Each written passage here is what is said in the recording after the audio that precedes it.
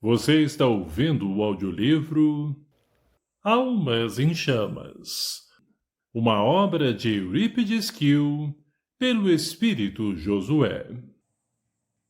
Capítulo 11.3 Amor na temperatura máxima. Terceira parte. Final. Cal e Cássia marcaram consulta com o Dr. Edson em seu consultório particular.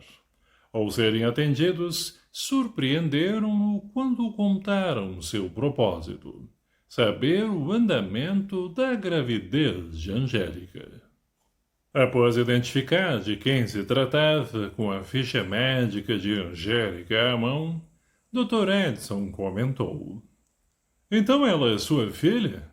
Esteve aqui uma vez e preocupadíssima com a reação dos pais, isto é, de vocês. Como está a saúde dela? Atalhou Cássia, direta. Muito bem, sem problemas. Você será uma voz de uma criança muito saudável. Obrigado, doutor. Por favor, cuide dela da melhor forma possível. Fiquem tranquilos, tenho sempre um presente especial para os bebês que Deus me dá a honra de recepcionar na sua chegada ao mundo. Amor. O casal estava deixando o consultório do médico, despedindo-se dele, quando, de chofre, Campos adentrou na sala de espera. Esbaforido, não cumprimentou ninguém e pediu ajuda ao Dr. Edson, pois sua mulher estava em casa, passando mal, sinalizando parto iminente. O médico concordou em ir à casa dele. Foi até a sala de consultas para apanhar sua maleta. Campos e Cal olharam-se por um segundo. Olhar fixo, tenso, nenhuma palavra. Deram-se as costas. Cal e Cássia estavam já no carro que ele próprio dirigia quando viu o Dr. Edson sair do prédio na companhia de Campos, aflitíssimo, sem dizer palavra. Na mente do casal bailava uma pergunta. Será que a mulher de Campos é... Um incontrolável impulso fê-los acompanhar o carro do médico, guardando alguma distância para não serem percebidos por Campos. Quando chegaram à casa do ex-motorista, Cal aguardou que ele e o médico entrassem.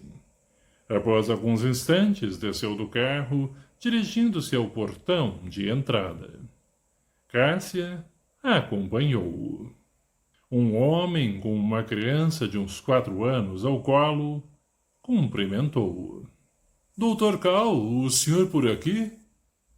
Era Mauro, o vigilante noturno da H&H, com o filho, Maurinho. Cal sabia que o conhecia, mas não sabia de onde. Mauro ajudou-o. Sou segurança na fábrica do senhor, trabalho à noite. Às vezes vejo o senhor chegar bem cedinho. Ah, agora me lembro. O que você está fazendo aqui? O Campos é meu compadre. Somos vizinhos e quando a mulher dele começou a passar mal para ter o nenê, ele foi me acordar e pediu-me que olhasse por ela, pois não tem nenhum parente para cuidar dela. Minha mulher está fazendo faxina numa casa e eu tomo conta do nosso filho aqui, o Maurinho. Nisso, ouviram gritos lancinantes de mulher na casa. Entraram rápido. Sim, era ela, Esther. Tanto Cal quanto Cássia custaram a reconhecê-la, tal o deplorável estado. Ao lado dela, Campos, segurando-lhe afetuosamente na mão. Estava sendo atendida pelo Dr. Edson. A expressão de piedade do rico casal ao reconhecê-la impediu que Campos expulsasse o ex-patrão da sua casa, pois o considerava a causa da miséria a que ele e Esther haviam sido jogados. Porém, numa fração de tempo, raciocinou. Se ele vem até aqui é porque deve estar arrependido do que fez conosco, e eu também andei odiando-o tanto. É melhor interromper essa sintonia conforme aprendi no livro do Allan Kardec. O perdão, uma das faces do amor, realiza mesmo fatos surpreendentes, considerados milagres, tais como aquela aceitação de alguém tão pobre a alguém tão rico, tido como responsável por tal pobreza. Aquele gesto demonstrava solidariedade e não invasão de domicílio. Campos assim captou-o. Diagnosticou o Dr. Edson, explicando. Precisamos removê-la para o hospital com urgência. O parto será prematuro. Temos que chamar uma ambulância, mas o problema é que demoram a vir, ainda mais tão longe como aqui, rua de terra, sem placa do nome. Cal adiantou-se. Quero ajudá-los. Deixem-me ajudá-los, pelo amor de Deus. O olhar de Campos Súplice demonstrou concordância. Dr. Edson, sem dizer palavra, com os olhos expressou interrogação. O que o senhor pode fazer? Em resposta, Cal perguntou a Campos o nome da rua, o número, qual era aquele bairro e como seria mais fácil identificar o local. Após, foi até o carro e, em contato com H&H, determinou ao diretor de transporte. Mande meu helicóptero agora, aqui. Passou as coordenadas e determinou que o piloto verificasse o local mais adequado para um pouso de emergência quando teria que transportar uma gestante para o hospital. Informou ainda que seu carro seria um ponto de referência para o piloto, pois iria aguardar a chegada. Antes do helicóptero chegar, Cal ofertou ao Dr. Edson. Gostaria que o senhor acompanhasse a dona Esther e que fossem ao meu hospital. Todas as despesas correrão por conta da H&H. O médico concordou, até porque também ali prestava atendimentos. Utilizando o mesmo intercomunicador a bordo da limusine, Cal determinou a sua secretária na H&H que providenciasse junto ao hospital o atendimento a Esther dentro de minutos.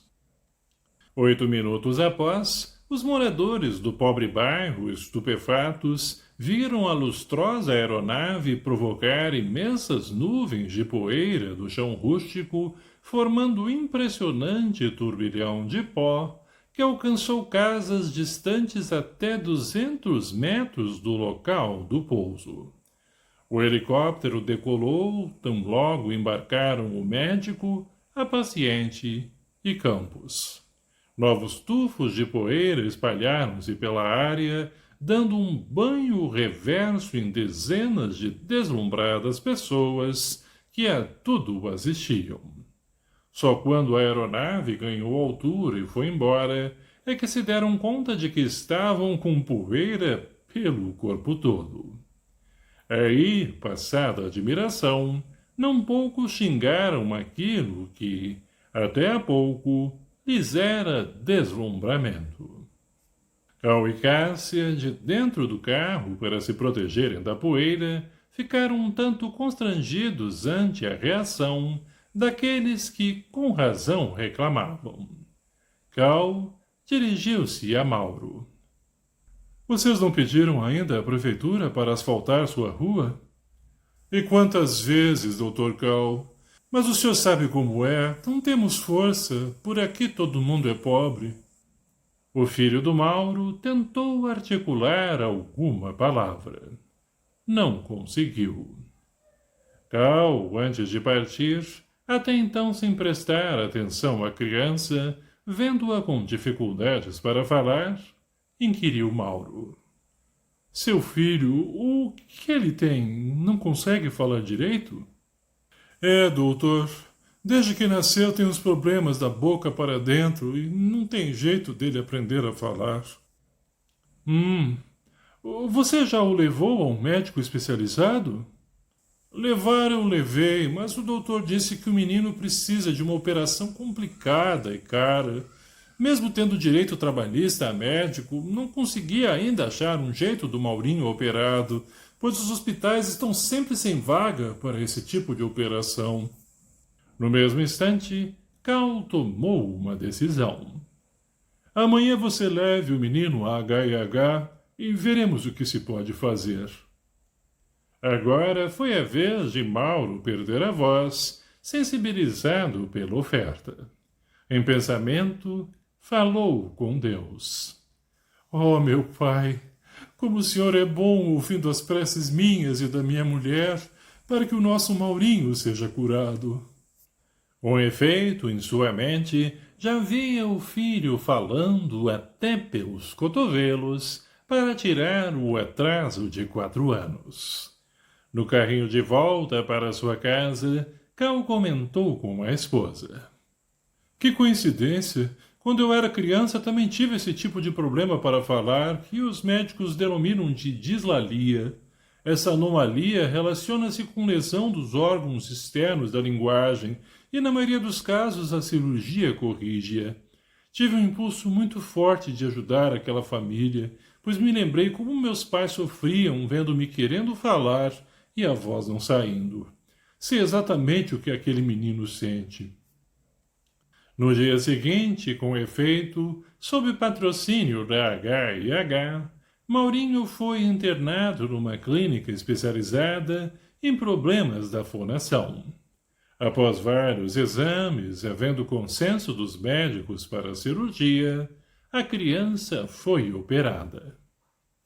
Campos e Esther, agora pais de uma linda menina, Estela, naquele mesmo dia, na maternidade, receberam uma visita de Cal e Cássia. Viemos cumprimentá-los e desejar a Estela 1000 felicidades. Inclusive, para que ela seja mesmo muito feliz, o pai dela bem que poderia aceitar a gerência de atendimento a clientes lá na H&H. Campos, extravasando felicidade pelo nascimento da filha, olhou para Esther e também, num arroubo de fraternidade, misto de gratidão, condicionou. Aceito, mas com uma condição, que o senhor e a dona Cássia sejam os padrinhos da Estela. Esther aprovou totalmente, pois seu sorriso bem que o demonstrou. Cal e Cássia, pegos de surpresa, também ficaram emocionados. Aceitaram. Ajuntou Cássia ao gesto de aprovação de Cal. Nem nós admitiríamos que a Estela tivesse outros padrinhos. Se vocês não nos convidassem, nós os convidaríamos. Dirigiu-se a Esther. Estamos pensando em instalar uma creche lá na H&H, pois breve seremos avós e os pais do nosso neto já decidiram que irão trabalhar lá. Assim, será necessária uma pessoa que goste de crianças para dirigir a creche. Você aceitaria também essa incumbência? Enternecida, Esther sinalizou com os olhos que queria assim.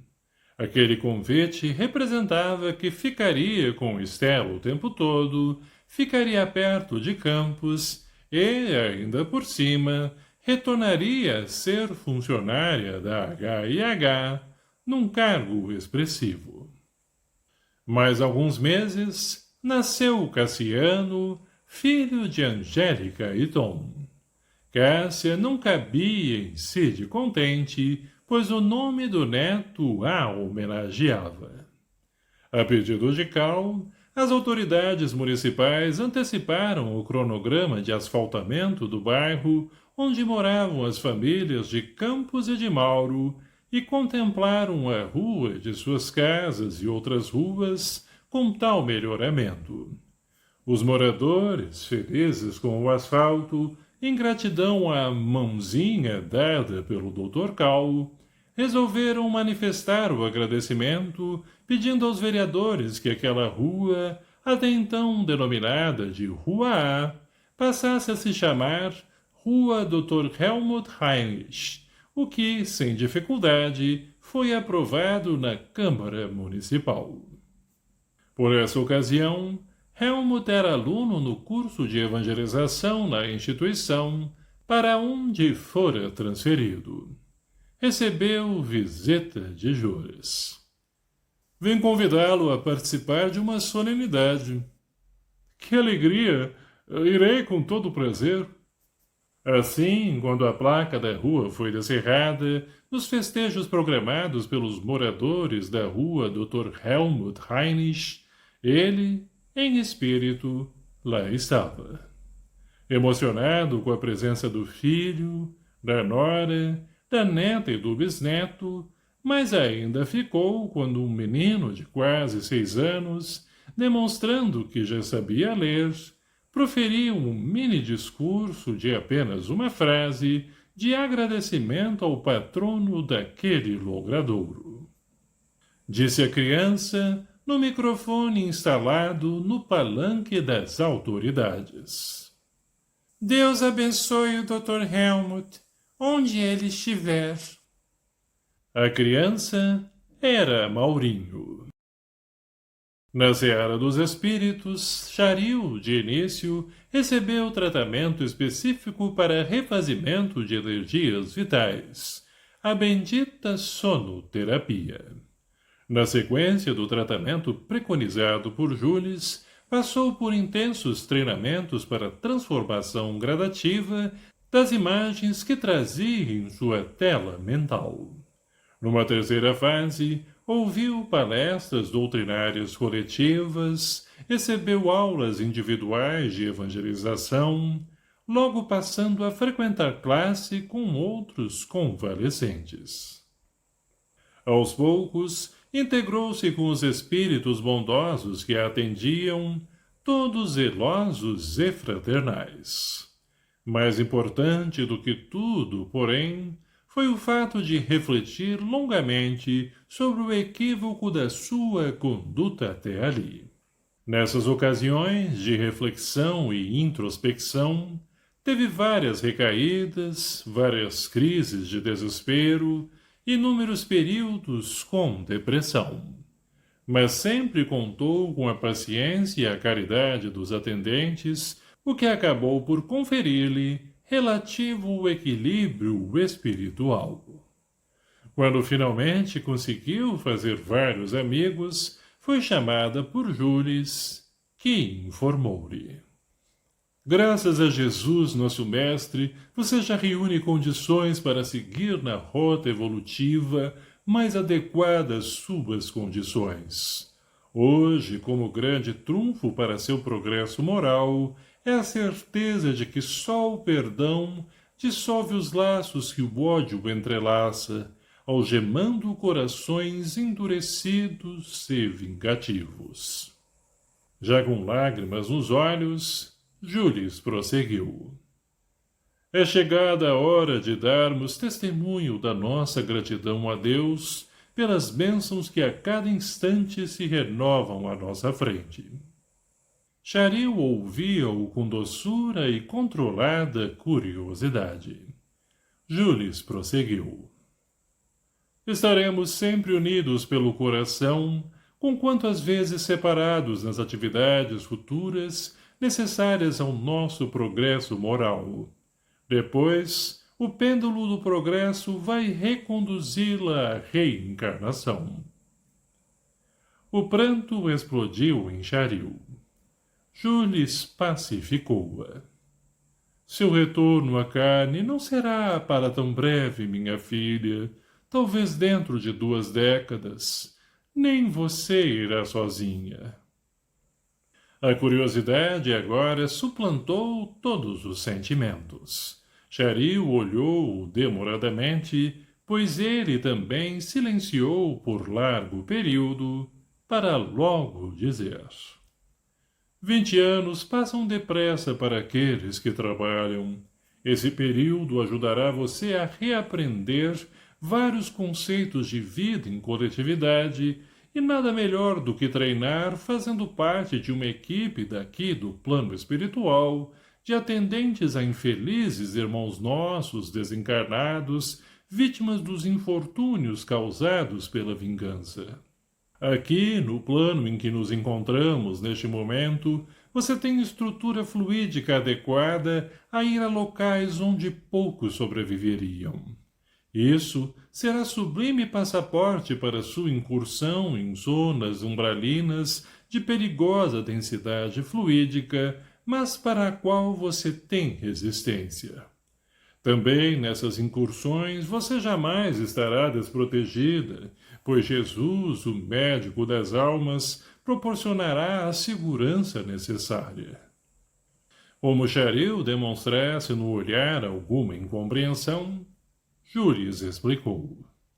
Antigos companheiros seus, ora também em processo de auto-reforma íntima, já manifestaram alegria quando consultados se gostariam de voltar a agir com você em tarefas socorristas. Ajuizou, confortando-a. Como vê, Deus utiliza todos os meios para o bem. A propriedade que você desenvolveu para destruir será agora justamente sua principal ferramenta de reparação. E quem antes era cúmplice será irmão na tarefa. Infelizes vítimas de incêndios serão atendidas por você e seus companheiros já a partir do plano terreno. Vocês serão prestimosos auxiliares dos espíritos socorristas. Charil interrompeu-o, extremamente curiosa. Aqueles do balão? Isso mesmo, a equipe Águas Calmas. Entre eles existem especialistas em desatar o perispírito do corpo físico. Poucos espíritos têm condições de ingressar no fogo, e é em meio às chamas, muitas vezes, que aquele desligamento precisa ser feito. O apoio de vocês, nessas horas, será utilíssimo. Como vê, nada se perde na natureza. Charil encantou-se com o futuro que se desdobrava, quando poderia recuperar-se, recuperando criaturas necessitadas, qual ela era até pouco tempo. Foi-lhe impossível não bendizer a Deus que ofertava-lhe, e aos ex-auxiliares, a chance de transitar por estradas bem conhecidas, mas em efeito reverso de suas ações. Pai, o senhor disse que quando eu reencarnar não irei sozinha. O que quer dizer isso? Ainda está em conjecturas, mas a possibilidade de você caminhar quando encarnada ao lado de Helmut, eis que também ele, em outra instituição espiritual, está em trabalho de autorrecuperação. Em breve você o verá. Mais alguns dias e chegou a hora de Charil partir para seu novo endereço, a instituição que a abrigaria, aproximadamente, pelos próximos 20 anos. Vários amigos vieram despedir-se dela, chorosos, já com saudades. Juris beijou-a com ternura paternal e encorajou-a. A hora da despedida, minha filha, qualquer despedida, congela o adeus daqueles que se amam, mas jamais o pulsar da vida e do pensamento deles, que dinâmicos e unidos seguem em busca da eternidade. Almas que se amam, quando se afastam, estão sempre em companhia de saudades e lembranças que não deixam a chama do amor apagar. Charil, espirituosa, filosofou. Sim, meu pai, tanto tempo estive equivocada quanto as chamas. Essa a que o senhor se refere aquece as almas, enquanto as outras... Nos anos seguintes, conforme prometera, por algumas vezes Juris visitou a filha, outras vezes convidou-a a participar de estágios educativos da moral cristã na seara dos espíritos. Num desses encontros, Charil encontrou-se com Helmut. De surpresa, isto é, Jules programou tal encontro, convocando Helmut, que se encontrava em atividades assistenciais em outra cidade espiritual. Propositadamente não informou nem a um nem ao outro que se veriam e, mais que isso, que permaneceriam juntos por alguns dias, ambos participando dos estudos evangélicos programados para então. Eram agora caminhantes na estrada da redenção que o evangelho asfalta, ofertando pausas e pousos para refazimento, no descanso justo da paz que tem direito todos aqueles que se dedicam ao próximo. Sim, porque Helmut há tempos vinha dedicando-se a recepcionar espíritos recém-desencarnados, revoltados com a morte física que lhes roubara, abruptamente, suas grandes fortunas. Quem, como ele, para entenderes as angústias, os equivocados julgamentos, as aflições da ausência de mordomias, longamente usufruídas, além de se constituírem em presa fácil a escravagistas do além, que lhes explorasse tal revolta. Sobretudo, só começou a participar dessas tarefas renovadoras quando conseguiu perdoar 2 dos seus mais cruéis algozes. Os 2 espíritos que tantos crimes perpetraram quando pertenciam ao bando de F.A., o homem animal, grosseiro e truculento, e o rapaz franzino, mas de inusitada crueldade. Desde que foram catapultados às trevosas regiões, na ocasião em que o pavilhão de pintura da H&H foi posto sob segurança da equipe socorrista espiritual Águas Calmas, ambos passaram a ter sofrimentos atrozes, sentindo-se queimar o tempo todo. Júris e os 2 padioleiros mostraram a Helmut as terríveis dores daqueles 2 espíritos e convidaram-no para se juntar a eles e irem socorrê-los. Condoído, Helmut aqueceu. Seu perdão, naquele momento, conferiu-lhe o sublime galardão de incorporar-se à equipe socorrista Águas Calmas, o que vinha fazendo há tempos, pois, quando os atendidos chegavam à instituição, incumbiam-se de proporcionar-lhes recepção fraternal e acompanhamento durante o refazimento. Essa tarefa aproximou-o de Charil diversas vezes. Na primeira vez, ex-algoz e ex-vítima olharam-se por instantes que o tempo alongou. Contudo, num gesto que a espontaneidade lhes ditou, olharam para Jules que, com o olhar expressivo, algo brincalhão, de raras ocasiões, parecia dizer-lhes: o que lhes ensinei sobre o perdão? Helmut lembrou-se na hora daquele 490. Charil também. Espíritos de fortes impulsos, temperados na forja de muitas existências, personalidade marcante, indenes a indecisões, sem qualquer titubeio, caminharam um para o outro. Helmut estendeu a mão. Charil aceitou o cumprimento e a ele aduziu algo mais. Abraçou-o. Novamente o tempo congelou aquele instante, pois ambos foram invadidos por raro bem-estar. Assim, não havia motivos para não permanecerem abraçados mais um pouquinho. Quando encerraram aquele bendito contrato de reconciliação, volveram o olhar para Jules, que, embora transbordando de felicidade, trazia júbilo no semblante por algo indefinido. Aqueles reencontros entre os 2 repetiram-se mais algumas vezes em espaçados anos. A certa altura, Madeleine visitou Helmut e informou-o que novos embates a aguardavam no plano terreno. Vinha testemunhar-lhe grande afeto e desejar felicidades nas abençoadas tarefas assistenciais a que ele se dedicava. Num gesto de grande alcance moral, abraçou Charil e, tomando-lhe a mão, levou-a até o ex-marido.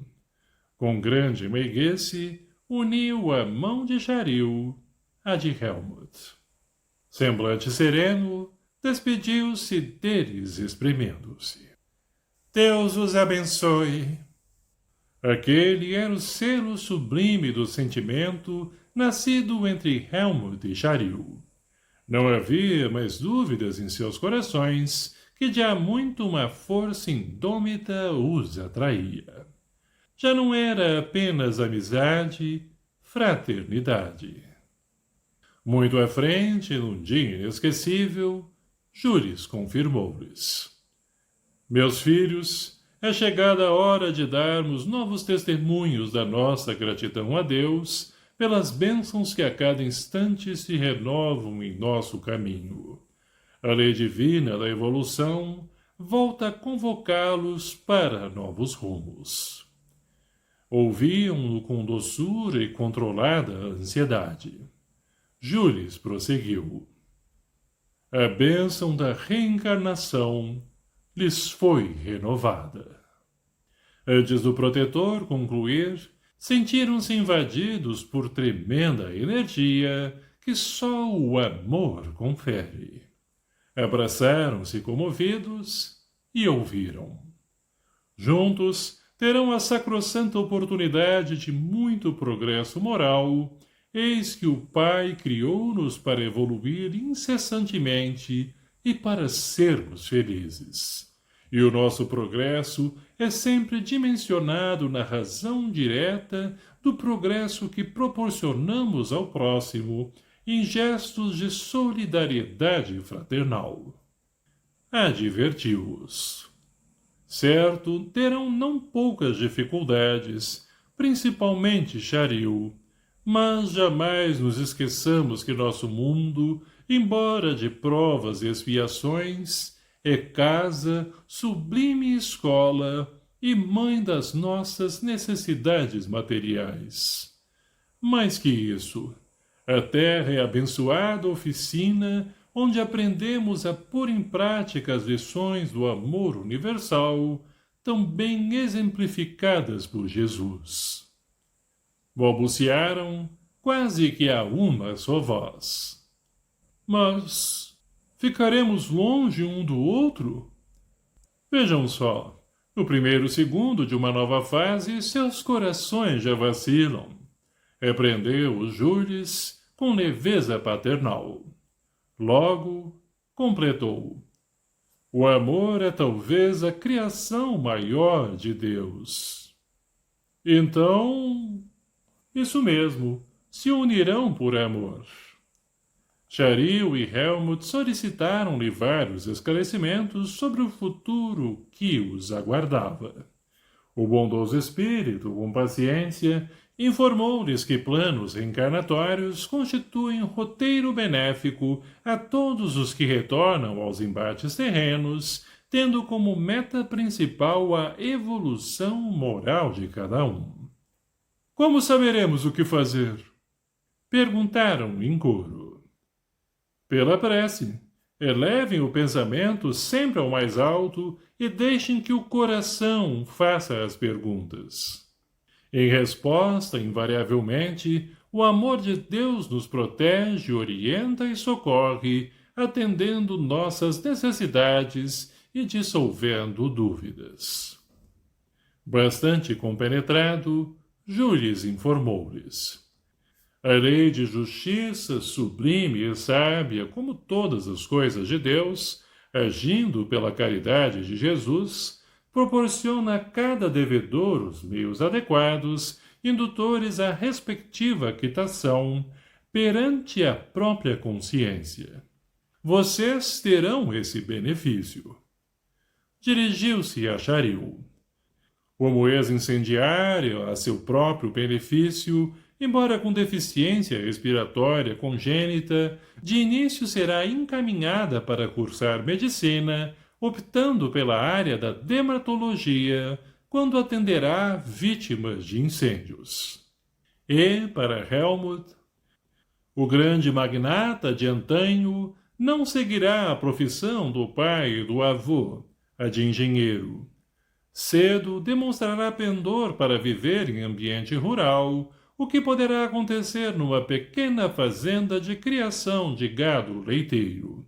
Ali, desde criança, lidando com o rebanho, o ex-portentoso presidente da multinacional de veículos terá excelente oportunidade de exercitar humildade. Ao invés de comandar um império de bólidos sofisticados, luxuosíssimos e velozes, cuidará de bois e vacas, animais dóceis, mas que se deslocam, quando muito, a 2 quilômetros por hora. Charil, algo tímida, encheu-se de coragem e perguntou: Todos os que lidam com pessoas queimadas e os trabalhadores rurais têm um passado igual ao nosso? De forma alguma. Nas escolas terrenas, o fato de vários alunos frequentarem uma mesma classe não significa que tenham a mesma família, a mesma capacidade intelectual, a mesma capacidade de aprendizado. Fazendo ligeira pausa, logo completou. Alunos se agrupam para aprender a mesma lição, mas nem todos seguem a mesma profissão. A Terra é escola generosa.